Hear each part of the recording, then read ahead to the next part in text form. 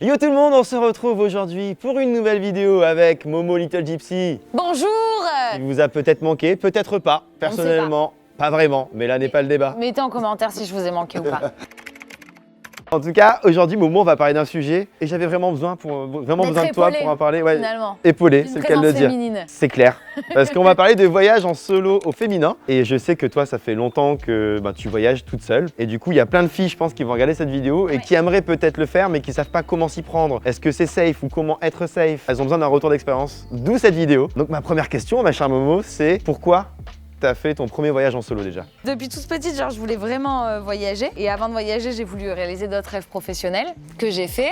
Et ensuite, j'ai eu besoin, suite à des déceptions professionnelles, déceptions amoureuses, déceptions de beaucoup de choses. De vie. On est sur une déception de vie actuelle. Ouais. Où je savais plus quel sens avait ma vie. Je suis partie à l'âge de 23 ans. Je suis partie rejoindre un ami qui était en Thaïlande et avec qui j'allais voyager au Cambodge. Donc c'était une revanche sur toi-même à ce moment-là? Sur moi-même parce qu'en fait, je faisais des crises d'angoisse et du coup, c'est quelque chose qui est très dur de t'imaginer voyager, partir à l'autre bout du monde quand tu fais des crises d'angoisse parce que t'as besoin d'avoir un lieu de sécurité et normalement, c'est chez toi. À ce moment-là, j'avais besoin d'être épaulée de quelqu'un parce que toute seule, j'aurais jamais, et aujourd'hui, j'aurais jamais été une voyageuse s'il n'y avait pas eu une personne à la base, un ami qui me connaît, qui savait gérer mes crises si jamais j'en avais. En fait, je me suis rendu compte déjà en étant sur place et avec lui, et du coup, ça m'a beaucoup rassurée et je me suis rendu compte qu'en fait… Que c'était cool. Que c'était trop bien, mais oui. Quand on était au Cambodge, là c'était le premier pays, mais tu te rends compte qu'en plus c'est facile de te déplacer, de prendre des bus, les gens sont super gentils, voire limite plus gentils que quand tu te balades dans la rue en France. Ouais. Tu te rends compte qu'en fait toutes les angoisses, toutes les peurs que tu avais du voyage, elles n'ont pas lieu d'être. Il y a une longue histoire derrière tout ça, mais j'ai décidé de pas du tout prendre mon avion. Et t'es restée? Et je suis restée en Thaïlande et à partir de là, au bout de quelques… Quand ton pote est rentré? Non, lui il est parti au Laos. En fait, c'était un peu la plaque tournante où moi je rentrais et lui il prenait un bus pour partir au Laos. Donc lui il est parti au Laos. Et moi en fait, je me suis retrouvée solo. En fait, je me disais bon, quel petit rêve t'avais dans la vie en voyage? Je rêvais de passer mon PADI parce que je me disais peut-être qu'une reconversion que je ferais dans ma vie, c'est peut-être devenir prof de plongée. Donc, du coup, j'ai booké pour partir sur une île en Thaïlande, passer mon PADI de plongée. Et je suis rentrée dans un bus. J'ai eu la peur de ma vie de le faire. Et vraiment, je m'étais goinfrée d'anxiolytiques toutes les 3 heures. Il fallait que j'en prenne un pour me dire j'avais trop honte, j'avais trop peur dans le bus de me dire je vais taper une énorme crise devant tout le monde, je connais personne et tout. En fait, au bout du trajet, ça a commencé à aller mieux. Je commençais à rencontrer des gens dans le bus, dans les bateaux. Je commençais à rigoler. Je suis arrivée sur cette île. Et le lendemain, je sentais que c'était le moment. Et même ma plaquette d'anxiolytique, je l'ai jetée à la poubelle et j'ai dit… Ah ouais. New life, c'est parti quoi. Et surtout en Thaïlande, si on peut dire aux gens, je sais pas quelle caméra je dois regarder, si vous avez peur de voyager, la Thaïlande c'est le meilleur endroit pour commencer parce que déjà les Thaïs, pour moi c'est la maison, ça restera toujours la maison de cœur parce que c'est les gens qui m'ont réparé, c'est toutes ces rencontres, c'est incroyable pour moi, j'aimerais toute ma vie la Thaïlande pour ça et j'ai trop envie d'y retourner des fois juste pour me sentir, tu sais, genre comme si on faisait un gros câlin, c'est ce pays. Il y a plein de touristes aussi. Ouais, c'est une plaque tournante de tourisme en fait, tu peux rencontrer très facilement des gens. C'est ça, si t'as le moindre souci, tu sais pas bien parler anglais, il y a toujours un Français à 100 mètres de toi. Les Thaïs quand ils parlent anglais, ils sont aussi mauvais que nous. Donc vous pouvez très vite réussir à vous faire comprendre sans aucun souci. Le langage des signes, on s'en sort. Ça peut paraître un peu cliché comme phrase, mais je pense qu'on n'apprend jamais sur soi-même autant que quand on est en voyage et notamment en solo. Je pense que ce soit féminin ou masculin, ce que tu as fait c'est très bien. Le fait de partir d'abord avec quelqu'un que tu rejoins sur place, je pense que ça peut te rassurer. Il y a plein de gens qui doivent se demander comment faire des rencontres quand je pars seul, mais je pense que tu peux confirmer qu'il suffit d'aller dans une guest house, un hostel.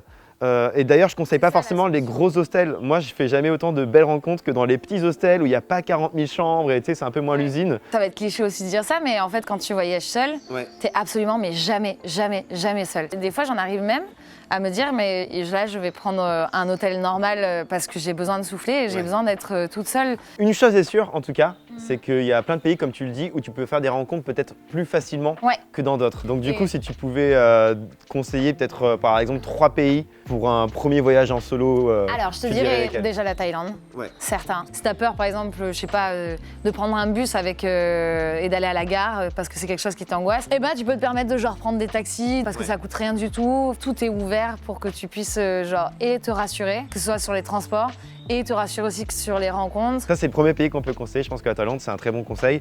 L'Asie du Sud-Est, en général, est assez réputée pour ça. Ouais, après, il y a quand même des pays en Asie du Sud-Est où il faut être un peu plus briefé, tu vois. Ouais. Parce qu'au niveau de la sécurité, il y a des petits levels. Tu sais, c'est comme genre level 1, Thaïlande. Level 2, allez, on va dire Hanoï au Vietnam. Level 5, c'est le dernier level, Inde. Allons en Inde. Mais ne commence pas par l'Inde. Enfin, Ouais. tu vois, il y a des petits trucs à cocher de level pour te mettre en confiance. Le 2, tu conseillerais quoi? En 2, je dirais le Costa Rica, pour les mêmes raisons, sauf que c'est plus cher. Mais si ton rêve, ça a toujours été d'aller en Amérique du Sud, bien que c'est l'Amérique centrale, Ouais. commencer au Costa Rica, c'est plutôt safe, tu vois. Descendre au Panama et remonter peut-être au Guatemala, n'est-ce pas?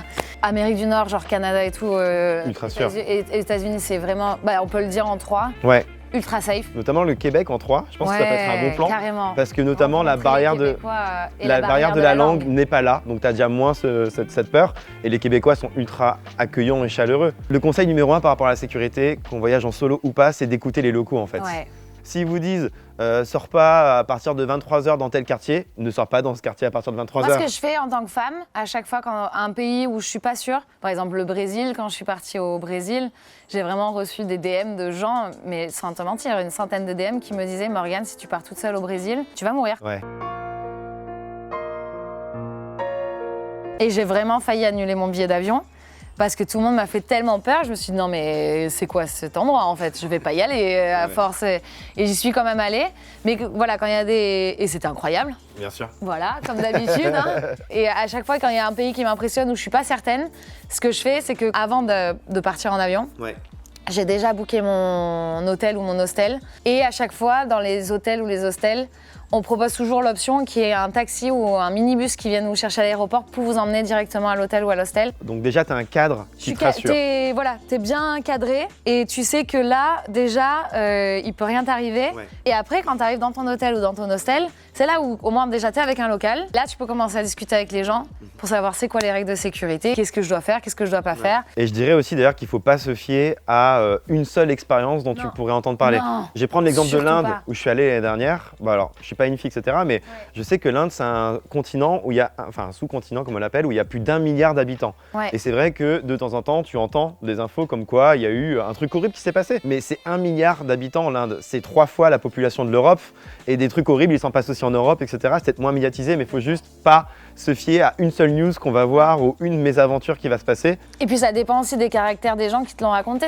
On connaît pas en fait les gens qui nous racontent les mésaventures. Tu as parlé déjà de cette astuce de prendre une navette qui t'amène directement à l'hôtel, au moins tu arrives dans un espace qui est un peu qui est un peu ta maison tout de suite et tu fais des rencontres avec des gens qui sont bienveillants. Est-ce que tu as d'autres petits conseils Un truc sur qu'on mon peut voyage? dire et qu'on pourrait pas forcément l'avoir dans sa tête en tant que femme via Instagram parce que c'est très épuré, très joli. Ouais. Les femmes sont très bien habillées, mini-jupe, petits shorts devant le beau paysage et tout ça. Quand vous arrivez dans un pays que vous connaissez pas du tout et vous connaissez pas les règles de sécurité, rien du tout, moi ce que je fais toujours c'est que j'arrive vraiment en mode pouilleuse de chez pouilleuse. Et il y a des cultures où ne serait-ce que montrer son épaule, c'est une provocation vraiment énorme. Déjà de se renseigner avant de partir et au moins aussi on attire un peu moins l'œil aussi. Tristement, mais je Tristement. vois ce que tu Mais veux il dire, faut, tu se vois, rendre discrète entre guillemets, je mets bien Ouais. des gros guillemets. Gros guillemets sur ça. Ça peut être un truc qui peut être rassurant parce que le regard en tant que femme, le regard des hommes fait peur quand on voyage aussi, sûr, tu vois, tu sais pas, de l'humilité et qu'en fait on n'est pas chez nous et que c'est à nous de nous adapter aux autres aussi. Respecter la culture sur place, Exactement, qui est là donc depuis ça- des centaines, milliers d'années.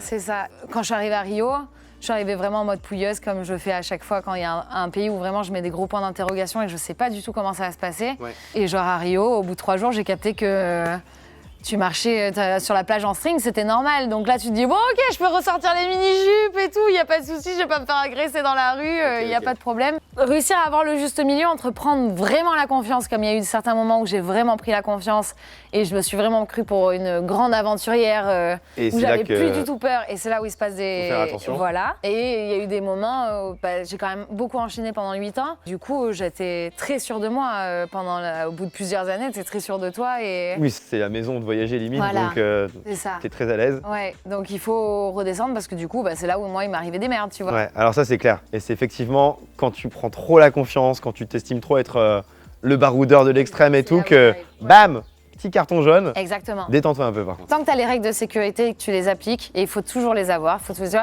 ta petite banane que tu rentres à l'intérieur de ton pantalon pour garder ton passeport ou tes billets. Au bout de 3 ans de voyage, tu trouves ça ultra ridicule de l'avoir cette petite banane. T'es genre non mais ça va, il m'est jamais rien arrivé. Tu l'enlèves ta banane.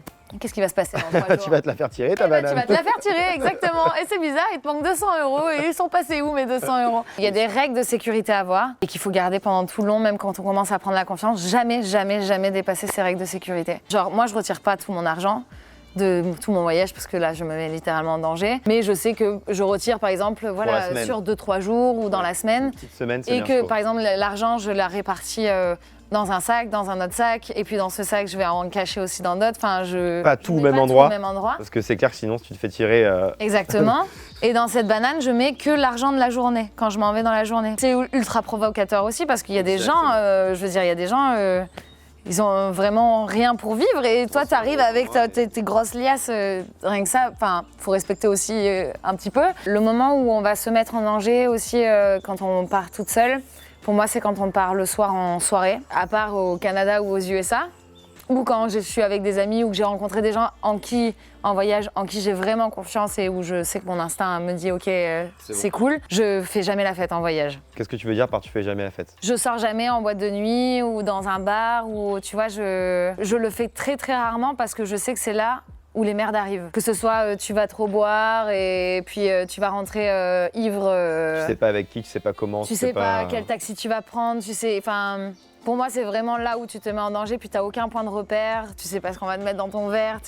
Toujours checker son verre, garçon comme fille. Ouais, ça m'est arrivé une fois de me faire une grosse frayeur en Thaïlande pour le jour de l'an.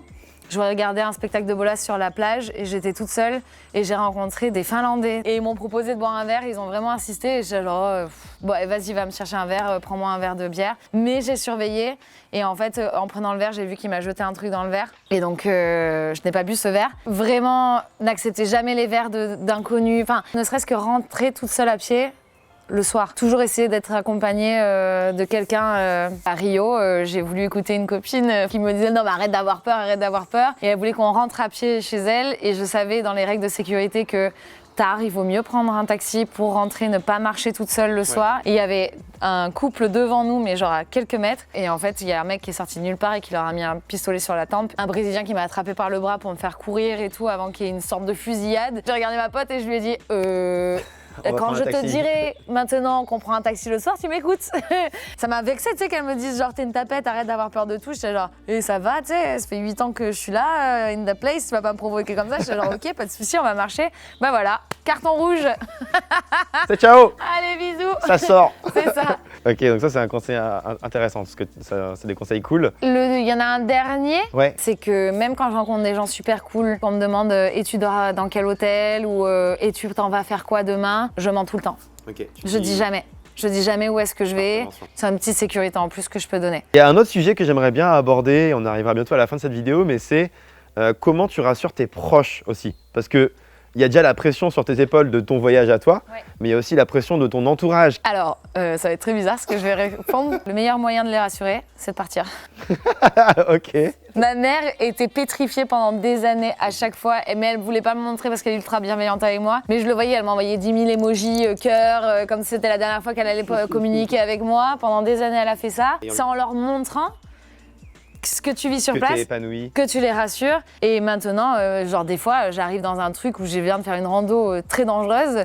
Je dis à ma mère, tout va bien, elle m'envoie juste un pouce. Maintenant, elle n'en a plus rien à faire. Enfin, elle le sait que ça va, tu vois, que je gère. Cool story, bro. Ouais, genre, pouce. Des fois, je suis genre, t'abuses, quoi. C'était quand même dangereux. Un peu de montre que t'as eu peur, quand même. Parce que c'est clair que les proches, c'est un peu triste à dire, mais ils veulent que vous soyez tout le temps en sécurité. Et pour eux, la sécurité, ça passe par rester à la maison, rester proche d'eux, etc. C'est peut-être normal. Peut-être que le jour un enfant qui s'en ira tout seul en Thaïlande, peut-être que je serai la première à être là genre. Sans aucun doute.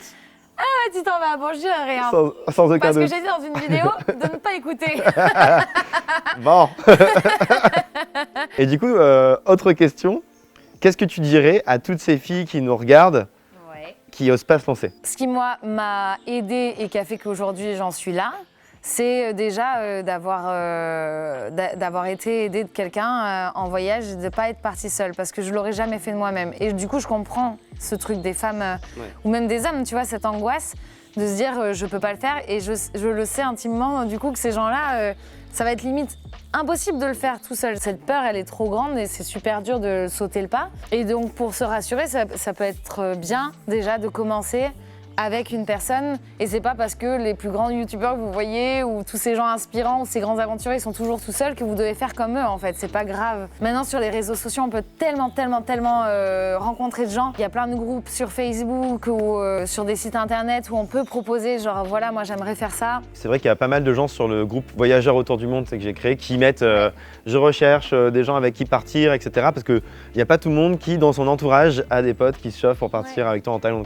ou quoi que ce soit. Mais dites-vous aussi que le premier pas que vous allez faire, cette énorme peur qu'on a de partir, dès que vous allez être dans l'avion, tout sera terminé. Et le premier pas est dur, et après le reste c'est que du bonheur. C'est que du bonheur. Et pour finir d'ailleurs, qu'est-ce que tu retiens au final de tous tes voyages en solo que tu as pu réaliser partout autour du monde? Non mais t'es horrible parce que du coup tu peux me faire pleurer à la caméra. Non mais c'est... Oh t'es con, hein, tu fais chier hein. En plus ça me manque en ce moment, tu vois, on en parle, c'est horrible d'en parler. Non mais c'est la plus belle chose qu'on puisse faire. Non, c'est mignon maman. Et après c'est la merde aussi parce que du coup tu t'arrêteras jamais. Et vous finirez comme moi, genre célibataire pendant des années, à jamais rencontrer quelqu'un. Mais ce qui est très bien aussi d'ailleurs. Oui. Arrêtons de penser qu'il faut à tout prix avoir les enfants, le chien et la scénique à 30 ans. Ah ouais, non, c'est clair. Quand vous êtes avec les copains et tout, vous êtes quand même connectés aux potes. Et c'est pas pareil. Et les rencontres que vous avez faites, mais moi j'ai des rencontres, mais ils ont changé ma vie littéralement. Et la connexion que vous allez avoir avec les gens, elle est littéralement différente quand vous êtes seul. Parce que c'est vrai que quand on est seul, en fait, on est beaucoup plus ouvert à ce qui se passe autour de nous. Et c'est un des avantages du voyage en solo, c'est que quand tu es avec tes potes, tu es avec ta bulle. Tu parles avec tes potes dans le métro, tu restes avec tes potes, tu fais tes blagues avec tes potes. Tandis que si tu es tout seul, tu es dans le métro, tu regardes autour de toi ce qui se passe, tu regardes tout ce qui peut se tramer, tu essayes d'avoir des regards, d'avoir des sourires.